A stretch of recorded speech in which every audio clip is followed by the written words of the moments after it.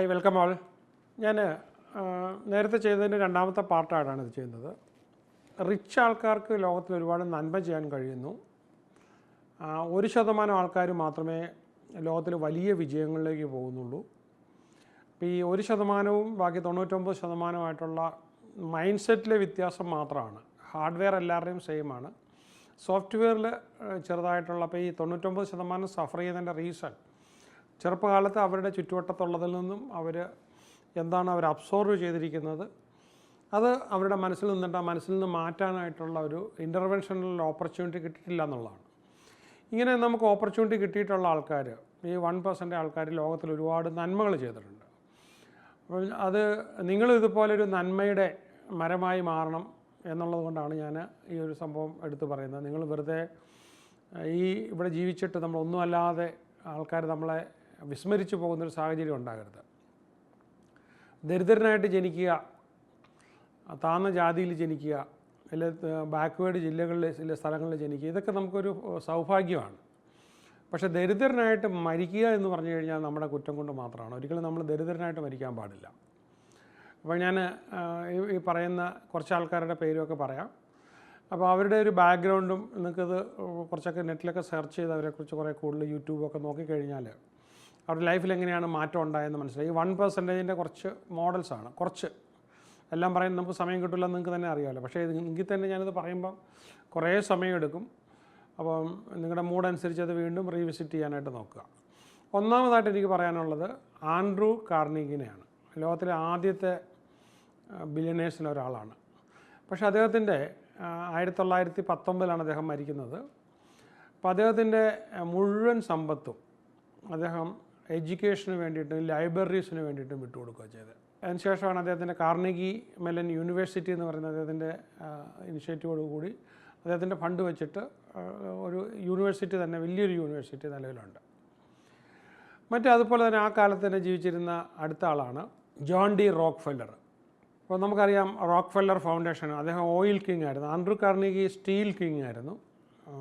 ഇദ്ദേഹം John D Rockefeller എന്ന് പറയുന്നത് റോക്ക്ഫെല്ലർ ഫൗണ്ടേഷൻ അപ്പം ഇന്നും വളരെ അലൈവായിട്ട് നിൽക്കുന്ന ഒരു വലിയ പ്രസ്ഥാനമാണ്. 1937 അദ്ദേഹം മരിക്കുന്നത്.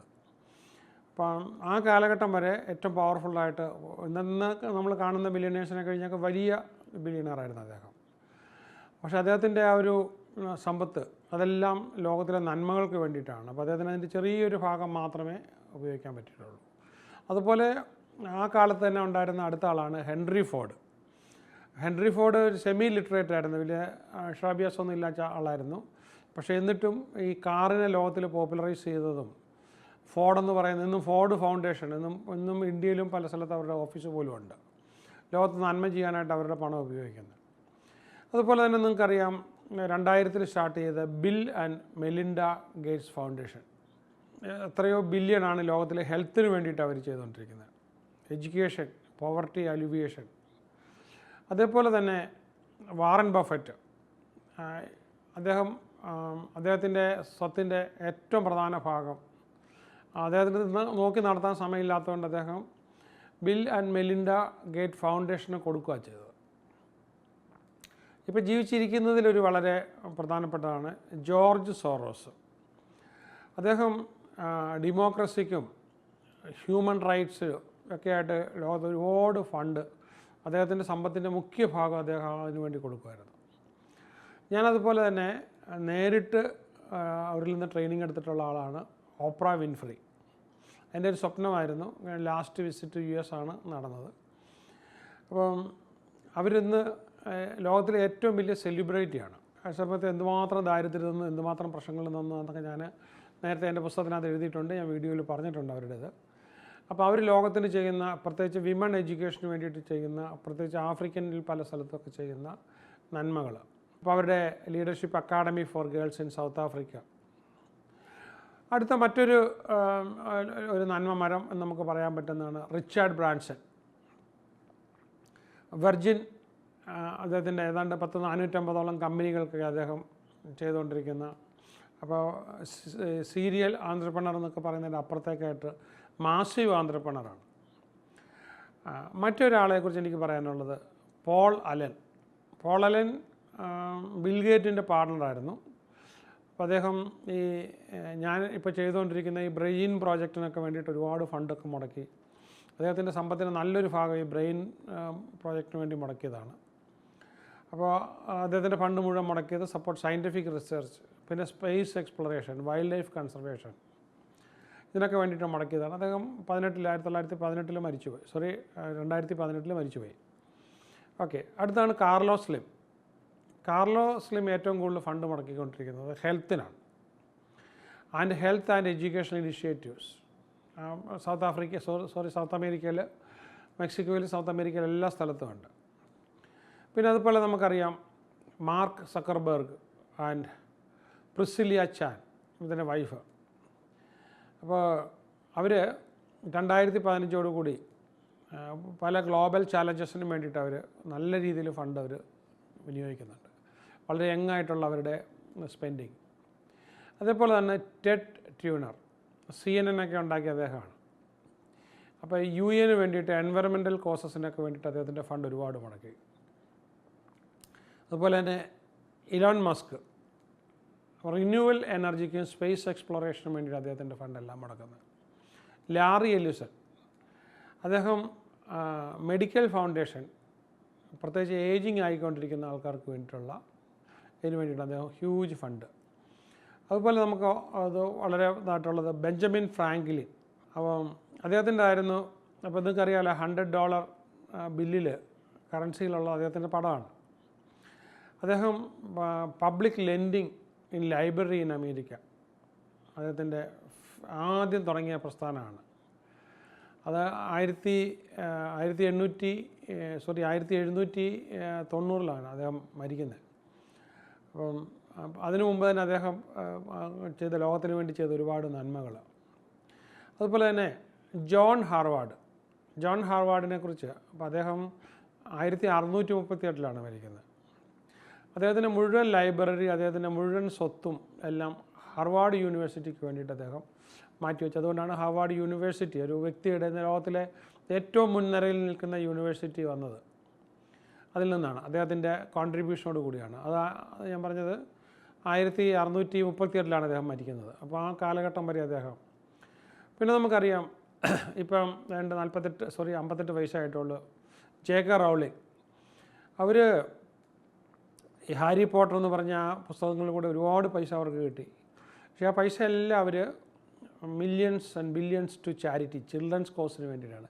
കുട്ടികളായിരുന്നു അവരുടെ വായനയ്ക്കുണ്ടായിരുന്നത്. ഓക്കെ, അപ്പോൾ പിന്നെ അവരുടേത്. അതേപോലെ നമുക്ക് അടുത്തെടുക്കാമെന്ന് പിന്നെ നമുക്ക് ഹൊവാർഡ് ഹൂക്സിൻ്റേത് ഏവിയേഷൻ ഇൻഡസ്ട്രിയാണ്. അദ്ദേഹം ഏറ്റവും കൂടുതൽ അദ്ദേഹത്തെ ഫണ്ട് മുടക്കിയിട്ടുള്ളതും അദ്ദേഹത്തിൻ്റെ കോൺട്രിബ്യൂഷൻ വന്നതും. ആ ഫണ്ട് ഉണ്ടായിരുന്നെങ്കിൽ മാത്രം. അപ്പോൾ നമ്മളിന്ന് അനുഭവിക്കുന്ന ഒരുപാട് മെച്ചങ്ങളും ഇത് നമുക്ക് ബെനിഫിറ്റ്സും നേരത്തെ ഉള്ള ഫണ്ട് ഉണ്ടായിരുന്ന ആൾക്കാരുടെ ഇനിഷ്യേറ്റീവ്സ് കൊണ്ടുണ്ട്. 1% ആൾക്കാരുടെ ഇനിഷ്യേറ്റീവ്സിൽ പെട്ടതാണ്. അപ്പോൾ നിങ്ങളും ഈ പറഞ്ഞ 1% മാറിയിട്ട് അതേപോലെ സമ്പന്നരായി ലോകത്തിന് നന്മ ചെയ്തിട്ട് വേണം നമ്മൾ മരിക്കാൻ. ഇനി അത് മാത്രമല്ല, നമുക്കെല്ലാ സുഖ സൗകര്യങ്ങളും എല്ലാ പവറും എല്ലാം എൻജോയ് ചെയ്തിട്ടാണല്ലോ നമ്മൾ ലോകത്തിന് കൊടുക്കുന്നത്. ഇനി ജൂലിയസ് റോസൻവാൾഡ്, അദ്ദേഹം ആഫ്രിക്കൻ അമേരിക്കൻ എഡ്യൂക്കേഷന് വേണ്ടിയിട്ട് റോസൻവാൾഡ് ഫണ്ട് ഉപയോഗിച്ചുകൊണ്ട് ചെയ്തതാണ്.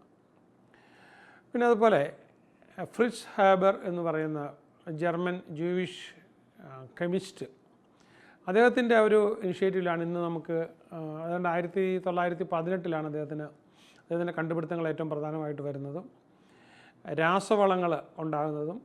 അപ്പോൾ അതിന് മുമ്പ് നമുക്ക് ലോകത്തെ പോപ്പുലേഷൻ വളരെ കുറവായിരുന്ന കാലത്ത് ഭക്ഷണത്തിൻ്റെ കുറവ് കൊണ്ട് ചില സ്ഥലത്തൊക്കെ പകുതി പേര് മരിച്ചു പോകുമായിരുന്നു. പക്ഷേ ഇദ്ദേഹത്തിൻ്റെ കണ്ടെത്തലിന് ശേഷമാണ് നമുക്ക് ഫുഡ് നമുക്ക് ഉൽപ്പാദിപ്പിക്കാനുള്ള രാസവളത്തിൻ്റെ സഹായത്തോടു കൂടി. രാസം എന്ന് പറയുന്നെങ്കിലും ആക്ച്വലി നമ്മുടെ ഇതിലുള്ള മൂല്യം തന്നെ എന്താണ്, നൈട്രജൻ, ആകാശത്തിലുള്ള അന്തരീക്ഷത്തിലുള്ള നൈട്രജനെ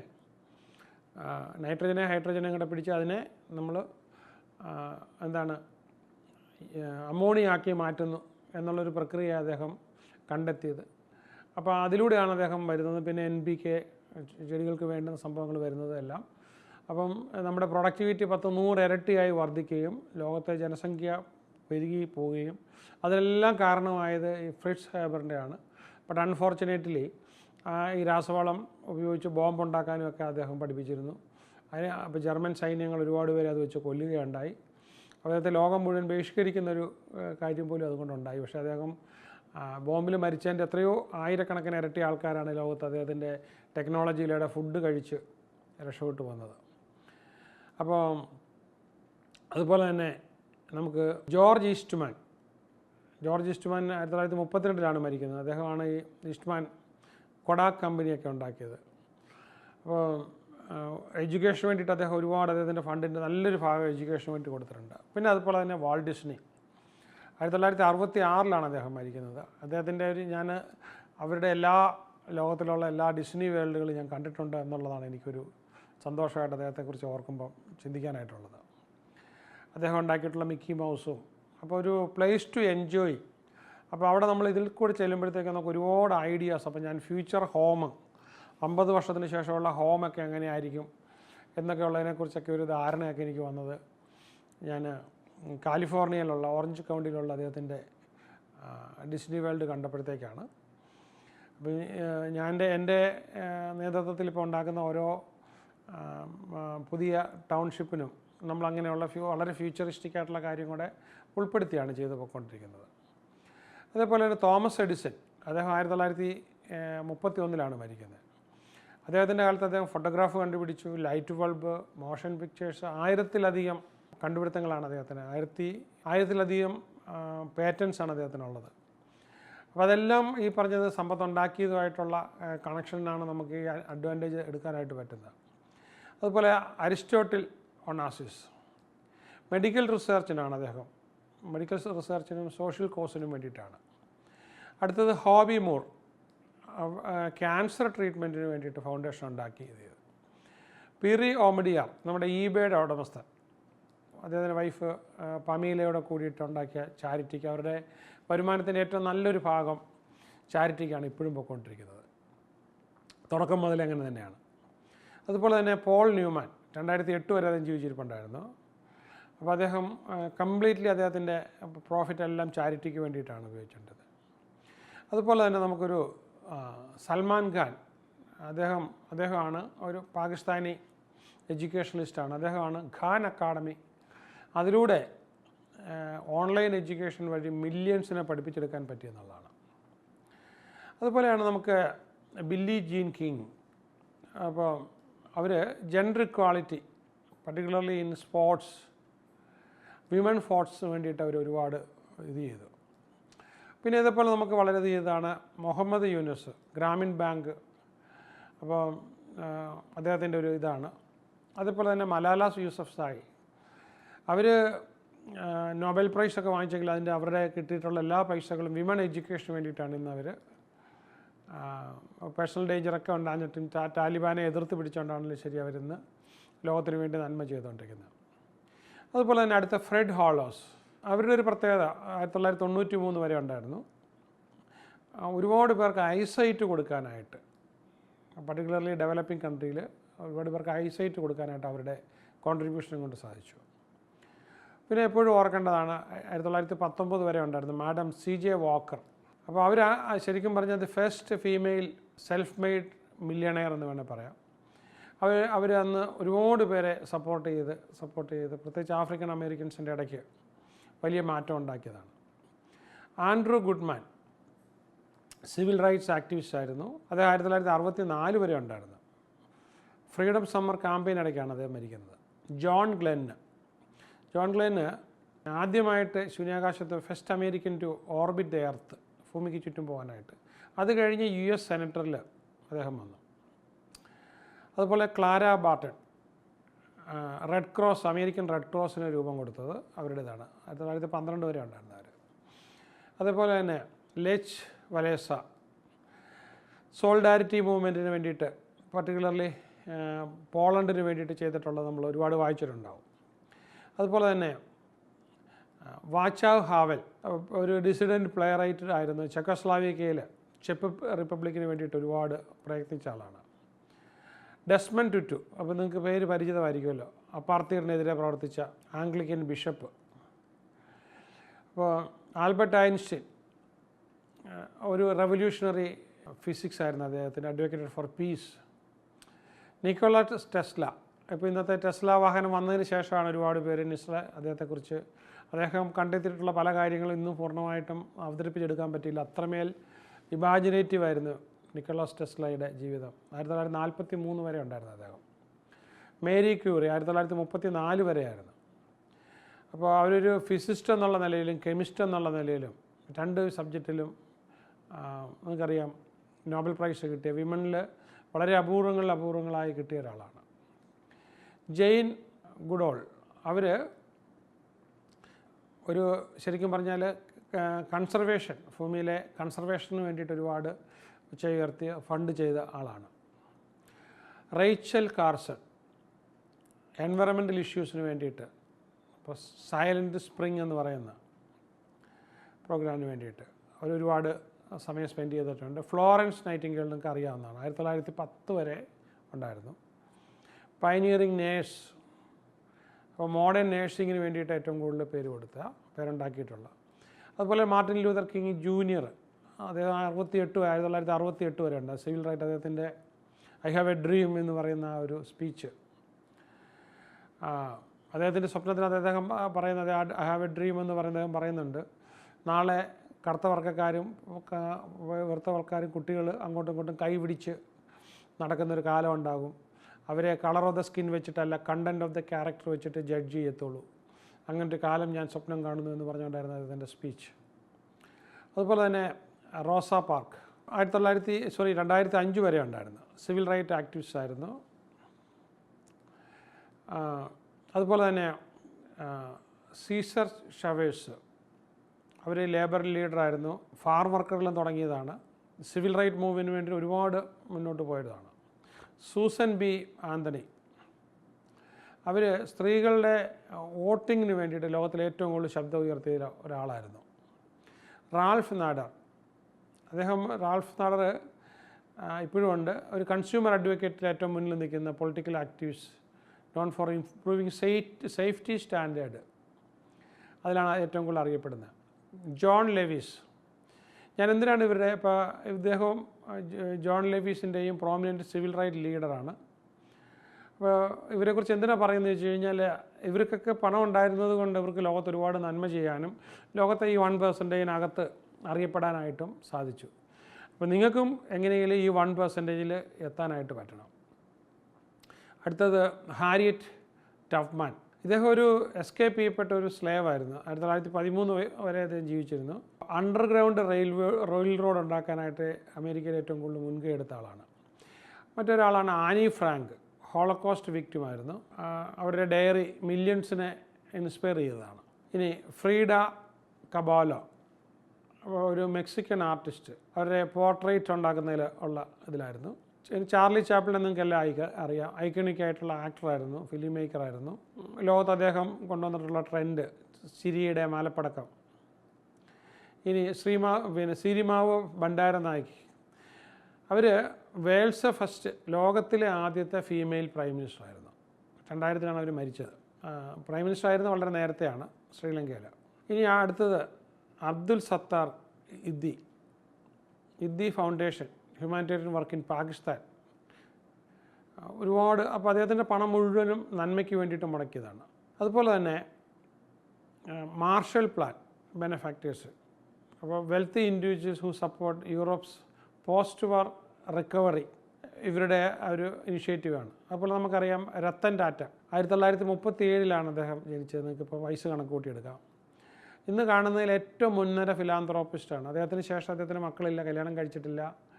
അദ്ദേഹത്തിൻ്റെ എല്ലാ സമ്പത്തും ടാറ്റ ഫൗണ്ടേഷനിൽ എത്തുമെന്നുള്ളതാണ് കണക്കുകൂട്ടൽ. അപ്പം എഡ്യൂക്കേഷനും ഹെൽത്ത് കെയറിലാണ് അദ്ദേഹം ഏറ്റവും കൂടുതൽ കൊടുത്തിട്ടുള്ളത്. അതുപോലെ അസിം പ്രേംജി 1945 അദ്ദേഹം ജനിച്ചത്.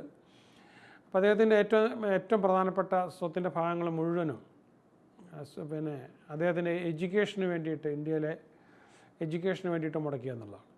പിന്നെ നിങ്ങൾക്കറിയാം ആൽഫ്രഡ് നോബലിനെ അറിയാം. 1896 വരെ ജീവിച്ചിരുന്നു. നോബൽ പ്രൈസ്, പക്ഷേ അദ്ദേഹം ഡൈനാമിറ്റ് കണ്ടുപിടിച്ചതിൽ നിന്നുണ്ടായ ഫോർച്യൂൺസ് മുഴുവനും ഇതിന് വേണ്ടിയിട്ട് ഉപയോഗിച്ചു എന്നുള്ളതാണ്. അക്കിക്കോ മൊറീറ്റ, സോണിയുടെ ഫൗണ്ടർ, അതായത് ഈ ടെക്നോളജി മുഴുവൻ എൻ്റർടൈൻമെൻറ്റിന് വേണ്ടിയിട്ട് അദ്ദേഹം ഉപയോഗിച്ചു. രാജ് ഗുപ്ത നമ്മുടെ ഇന്ത്യൻ ഫിലാന്ത്രോപ്പിസ്റ്റാണ്. ഇന്ത്യയിൽ ഏറ്റവും കൂടുതൽ എഡ്യൂക്കേഷൻ ആൻഡ് ഹെൽത്ത് കെയറിന് വേണ്ടി അദ്ദേഹം പൈസ മുടക്കിയതാണ്. മാൽക്കം ഫോബ്സ് ഫിലാന്ത്രോപ്പിക് ആക്ടിവിറ്റീസിന് വേണ്ടിയിട്ട് എഡ്യൂക്കേഷന് വേണ്ടിയിട്ട് ഒരുപാട് അദ്ദേഹത്തിൻ്റെ സേവിങ്സ് മുടക്കി. അതേപോലെ തന്നെ തായ്ലൻഡിൻ്റെ കിങ് 2016 വരെ കിങ് ആയിരുന്ന കിങ് ബുബിനോൾ ബുൾജേർജ, അദ്ദേഹം ഒരുപാട് ഡെവലപ്മെൻറ്റൽ പ്രോജക്റ്റ് തായ്ലൻഡിനെ മാറ്റിമറിക്കാനായിട്ട് അദ്ദേഹത്തിന് ഒരുപാട് സാധിച്ചു എന്നാണ്. ഫ്രെഡ് റോജേഴ്സ്, മിസ്റ്റർ റോജേഴ്സ് എന്നാണ് അറിയപ്പെടുന്നത്, മിസ്റ്റർ റോജേഴ്സ് നെയ്ബർഹുഡ് എന്നൊക്കെ. അപ്പോൾ അദ്ദേഹം എഡ്യൂക്കേഷൻ വഴി ഒരു കുഞ്ഞുങ്ങളെ ഇൻസ്പയർ ചെയ്യാനായിട്ട് ഒരുപാട് ഫണ്ട് മുടക്കിയിട്ടുള്ള ആളായിരുന്നു. ഇനി ജൂലിയ ചൈൽഡിൻ്റെ പ്രധാനമായിട്ട് കുക്ക് ബുക്ക് ഓതറാണ്, TV chef who popularise French cuisine in the US. അപ്പം ഫ്രഞ്ച് ഭക്ഷണങ്ങൾ അവിടെ കൊണ്ടുവന്നതിന് വേണ്ടിയിട്ട്. John Templeton foundation for spirituality and science research, ഒരുപാട് ചെയ്യാനായിട്ട് പറ്റി. ഐർട്ടോൺ സെന ബ്രസീലിയൻ ഫോർമുല ഉപയോഗിച്ച് അവർ ഭയങ്കര ഒരു ലെജൻഡായിരുന്നു, education for underprivileged children. അതുപോലെ ഈ അടുത്ത കാലത്ത് മരിച്ചു പോയാണ് ഷെൽഡൻ അൾഡേഴ്സൺ, വലിയൊരു ഫിലാന്ത്രോപ്പ്, മെഡിക്കൽ റിസർച്ചിന് വേണ്ടിയിട്ട് എഡ്യൂക്കേഷന് വേണ്ടിയിട്ട് എല്ലാം ജൂവിഷ് കോഴ്സിന് വേണ്ടിയിട്ട് അദ്ദേഹത്തിൻ്റെ ഫണ്ടുകൾ മുഴുവൻ അദ്ദേഹം ചെലവഴിച്ചു. ST ലോഡർ, അവരുടെ മക്കളെല്ലാം ഇന്നും ബില്യണേഴ്സാണ്. പക്ഷെ അവർ സ്ത്രീകളുടെ ഡ്രസ്സിന് ലോകത്ത് ഒരു മാറ്റം, ലോകമെമ്പാടും ഒരു മാറ്റം കൊണ്ടുവന്നത്. പക്ഷെ അവരുടെ ഫണ്ട് അവർ ബ്രസ്റ്റ് ക്യാൻസർ റിസർച്ചിന് വേണ്ടിയാണ് ഏറ്റവും കൂടുതൽ ഉപയോഗിച്ചിട്ടുള്ളത്. പിന്നെ നിങ്ങൾക്ക് സ്റ്റീവ് ജോബ്സിനെ അറിയാം. 2011 വരെയാണ് അദ്ദേഹം നമ്മുടെ കൂടെ ഉണ്ടായിരുന്നത്.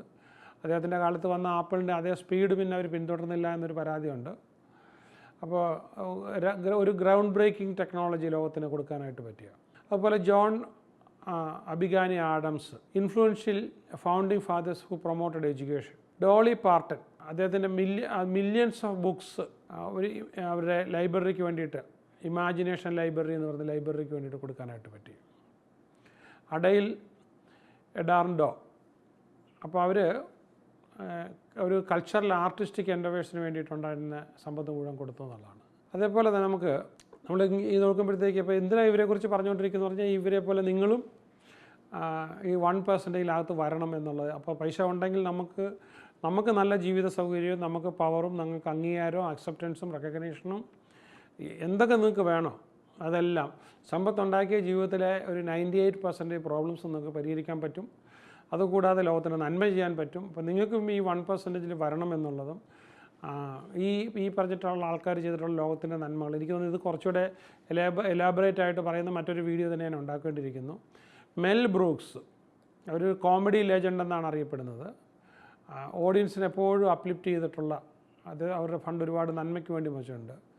അടുത്ത ജോർജ് ലൂക്കാസ്. ഇപ്പോൾ ജോർജ് ലൂക്കാസ് എഡ്യൂക്കേഷണൽ ഫൗണ്ടേഷൻ ഉണ്ടാക്കിയത്. എല്ലി വീസൽ, അപ്പോൾ ഹോളോകോസ്റ്റ് സർവൈവറാണ്, നോബൽ ലോറിയറ്റിയാണ്. അപ്പോൾ അവർ എഡ്യൂക്കേഷൻ ഫോർ ഹ്യൂമൻ റൈറ്റ്സ് ആയിരുന്നു അവരുടെ ഏരിയ.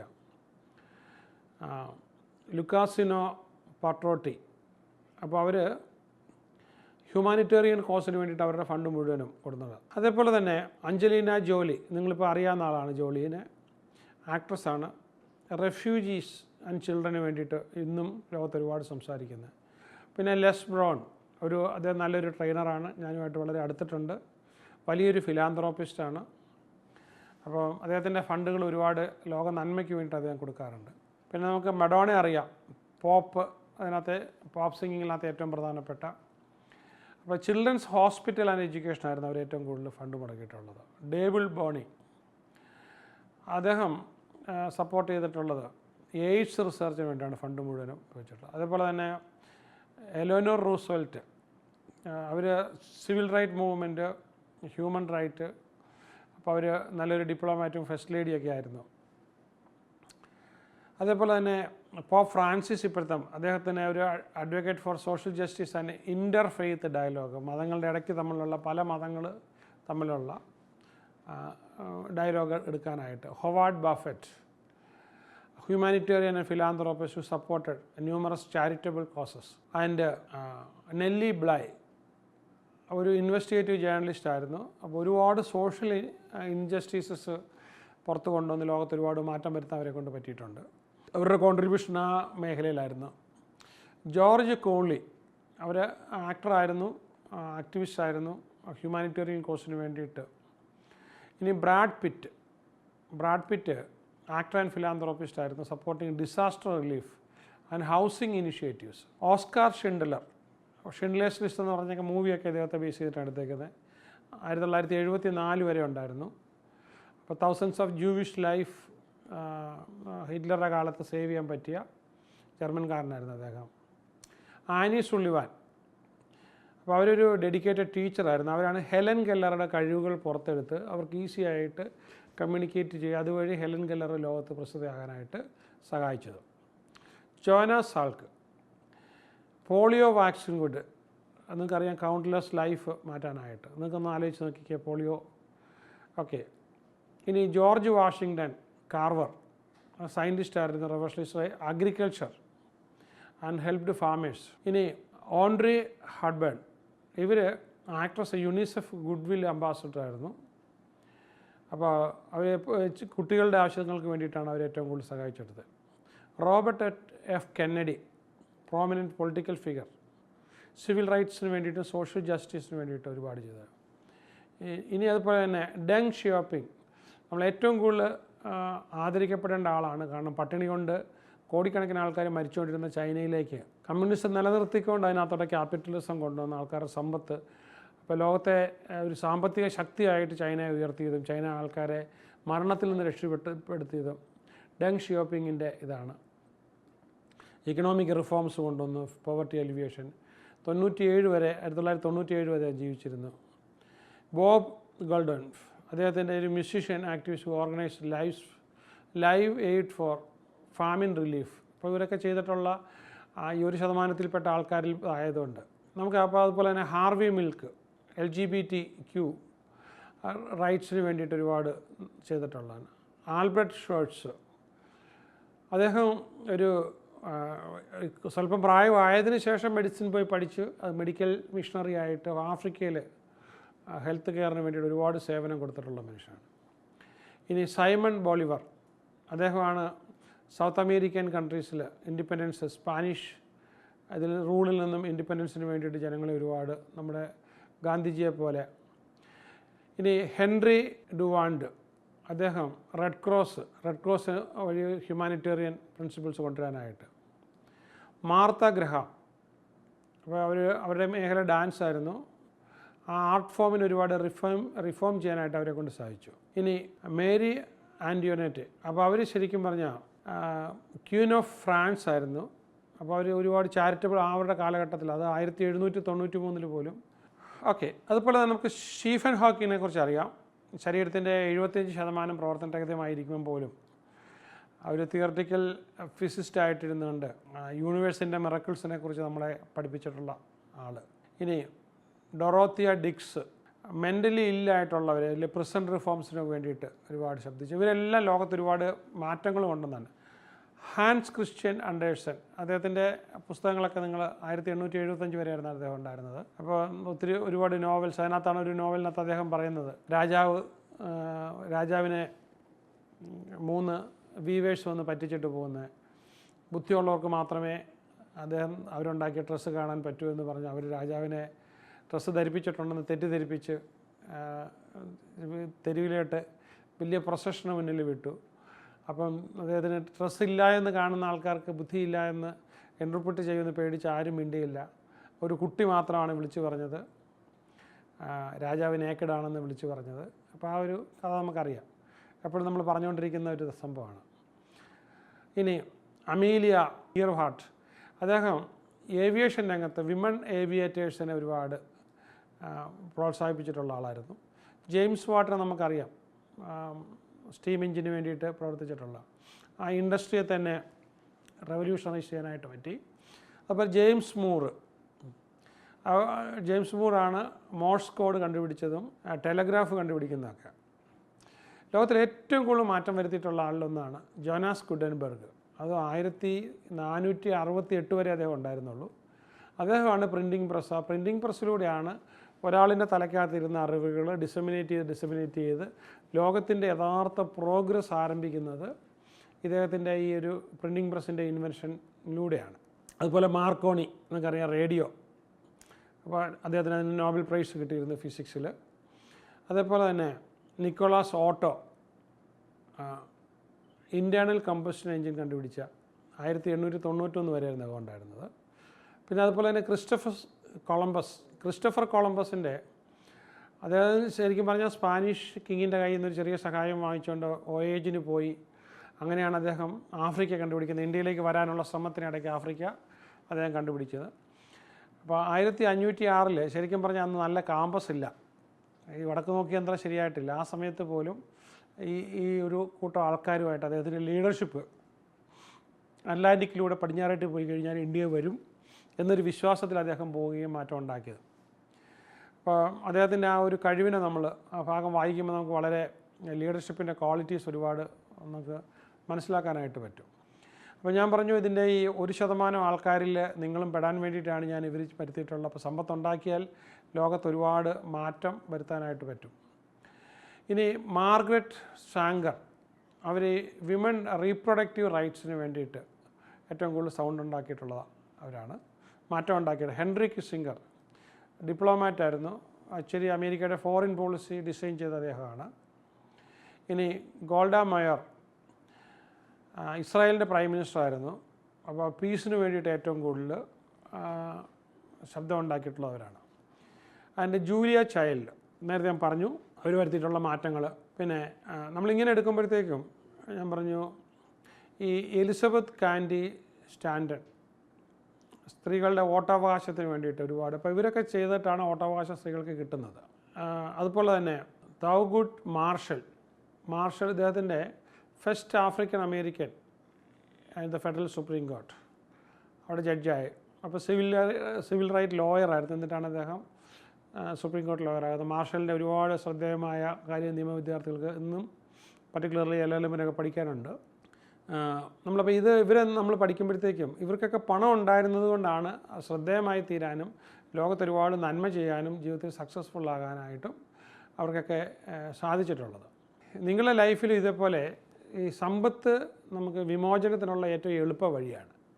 നിങ്ങൾക്കും സമ്പന്നരാകാനും അതിലൂടെ ലൈഫിൽ മാറ്റം, നിങ്ങളുടെ ജീവിതത്തിൽ മാത്രമല്ല, നിങ്ങളുടെ ജീവിതത്തിൽ ഒരുപാട് മാറ്റം നിങ്ങൾ വരും സമ്പത്ത് വരുമ്പോഴത്തേക്കും. പക്ഷേ ആ സമ്പത്ത് വെച്ചിട്ട് ഒരുപാട് പേരുടെ ജീവിതത്തിൽ മാറ്റം വരുത്താൻ പറ്റുന്ന ഏറ്റവും എളുപ്പ വഴിയാണ് നമ്മൾ സമ്പത്ത് ഉണ്ടാക്കുക എന്ന് പറയുന്നത്.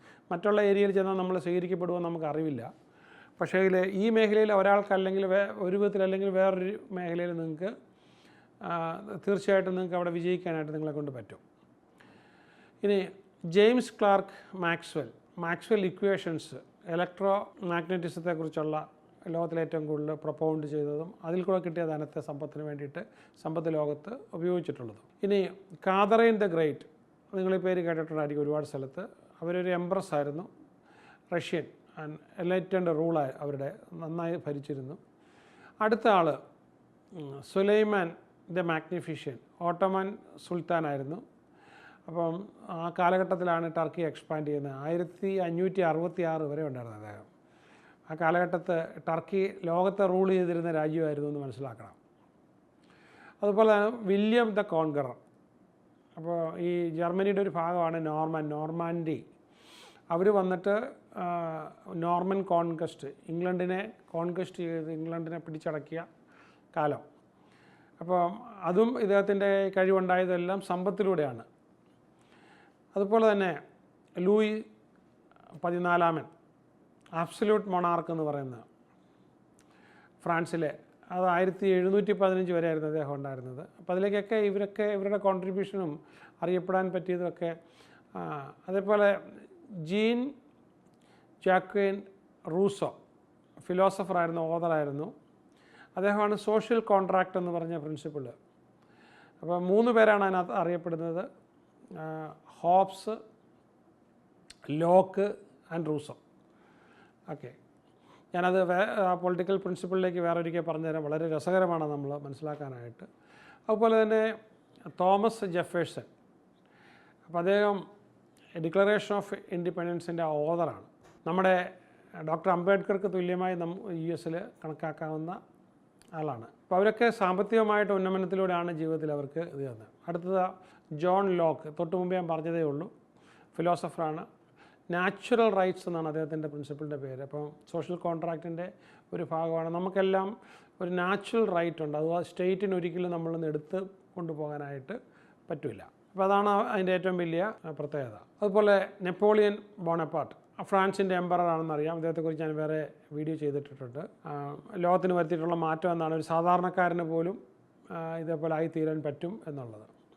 സർ ഐസക് ന്യൂട്ടൺ, അപ്പം മാത്തമാറ്റീഷ്യൻ, ഫിസിസ്റ്റ്. ഇദ്ദേഹത്തെ ഞാൻ അദ്ദേഹത്തിൻ്റെ വീട്ടിൽ പോയിട്ടുണ്ട്, അദ്ദേഹത്തിൻ്റെ ബെഡ്റൂമൊക്കെ കണ്ടിട്ടുണ്ട്. അപ്പം UK ഗ്രാന്തം എന്ന് പറയുന്ന ഒരു കൊച്ചു വില്ലേജാണ്. ഇപ്പോഴും എനിക്ക് തോന്നുന്ന ഒരു 100 കുടുംബത്തിനകത്തേ അവിടെ ഉള്ളൂ. അവിടെയുള്ള ഏറ്റവും പ്രധാനപ്പെട്ട സ്ഥാപനം ഇത് തന്നെയാണ്, ആൾക്കാർ വരിക. അദ്ദേഹത്തിൻ്റെ ആപ്പിളിൻ്റെ പടം ഞാൻ സാധാരണഗതിയിൽ ആപ്പിൾ ട്രീയിൽ നിന്ന് എടുത്തിട്ടുള്ള സാപ്ലിങ്സ് ടിഷ്യൂ കൾച്ചറെല്ലാം വെച്ചിട്ടായിരിക്കും ടെക്നോളജിയോട് കൂടി ഡെവലപ്പ് ചെയ്ത് ഇന്ന് ആ ആപ്പിൾ നിന്ന സ്ഥലത്ത് ആപ്പിൾ ഉണ്ടാക്കി വെച്ചിട്ടുണ്ട്. അപ്പം ഇവർക്കൊക്കെ ലോകത്ത് എന്തെങ്കിലും ചെയ്യാൻ പറ്റിയത്, ഇല്ലെങ്കിൽ ജെയിംസ് മാഡിസൺ, അദ്ദേഹത്തെ പറയുന്ന father of the American constitution എന്നാണ്. അപ്പോൾ ജെയിംസ് മാഡിസൺ എന്താണ് അറിയപ്പെടാനായിട്ട്. അതുപോലെ തന്നെ ആഡം സ്മിത്ത്, ലോകത്തെ ഏറ്റവും അറിയപ്പെടുന്ന economist, the wealth of nations എഴുതിയ ആൾ, ഇന്നും ഒരുപാട് പേര് വായിക്കുന്നു. ഹെൻറി VIII, ഇംഗ്ലീഷ് മൊണാർക്ക്, 6 കല്യാണങ്ങളിലൂടെ റോമൻ ഒരു കാത്തലിക്കിൽ നിന്ന് മാറ്റം വരുത്തി ലോകത്തിന് മാറ്റം വരുത്തിയ, ഒരുപാട് റിഫർമേഷൻ നടത്തിയ ആളും കൂടിയാണ്. അപ്പോൾ നമ്മളിങ്ങനെ നോക്കുമ്പോൾ ഇവർക്കെല്ലാം ലോകത്തിൽ ഒരുപാട് മാറ്റം വരുത്താൻ കഴിഞ്ഞിട്ടുള്ളത് എല്ലാം, ഇവർക്കൊക്കെ കടന്നു വരാൻ പറ്റിയതെല്ലാം ഇവരുടെ സമ്പത്തിലൂടെയാണ്. ഞാനിത് പറയാത്ത ഒരുപാട് പേരുണ്ട്, വേറൊരു യൂട്യൂബിൻ്റെ ഭാഗമായിട്ട് പറയാം. എനിക്കിവിടെ പറയാനായിട്ടുള്ള ഏറ്റവും പ്രധാനപ്പെട്ട പോയിൻ്റ്, 1% ആൾക്കാരാണ് ലോകത്തിൽ സമ്പന്നരാകുന്നത്. അതിലൂടെ അവരുടെ കുടുംബം, അവർക്ക് ഏറ്റവും വലിയ റെക്കഗ്നേഷൻ, സപ്പോർട്ട്, അംഗീകാരം എല്ലാം അവർക്ക് കിട്ടുന്നു. അവർക്കെല്ലാ സുഖങ്ങളും സൗകര്യങ്ങളും കിട്ടുന്നതോടൊപ്പം അവരുടെ ആ പണം വന്ന വഴിയിലൂടെ സമൂഹം ഇദ്ദേഹത്തിന് കിട്ടിയതിൻ്റെ ഒരു 1000 ഇരട്ടിയോ ഇല്ല 10,000 ഇരട്ടിയായിരിക്കും സമൂഹവും രാജ്യവും മറ്റ് ജനങ്ങളും എല്ലാം ഈ ഒരു കാര്യം കൊണ്ട് തന്നെ എൻജോയ് ചെയ്യുന്നത്. അപ്പോൾ നമ്മൾ മനസ്സിലാക്കേണ്ട ഒരു കാര്യം, നമുക്ക് വേണ്ടിയിട്ടല്ല, നമ്മുടെ ചുറ്റുവട്ടത്തുള്ള ആൾക്കാർക്ക് വേണ്ടിയിട്ടാണല്ലോ നമ്മൾ സമ്പത്ത് ഉണ്ടാക്കേണ്ടിയിരിക്കുന്നത്. Okay, all the best.